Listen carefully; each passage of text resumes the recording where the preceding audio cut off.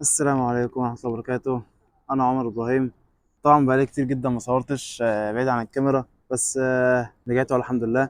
في اللي عارفني وفي اللي مش عارفني. اللي مش عارفني أنا عمر إبراهيم مغترب في دبي، واللي عارفني أنا كنت بصور فيديوهات. آخر فيديو صورته مش فاكر من إمتى، بس من 4 5 سنين. حاسس إن أول مرة أطلع قدام كاميرا، بس خايف شوية، بس إن شاء الله الخوف ده هيروح. فطبعا الفترة اللي فاتت أنا وقفت التصوير علشان كانت فترة متلخبطة، وما كنتش عارف انا عايز اعمل ايه في حياتي، فوقفت بقى وفصلت خالص زي ما انتم شايفين.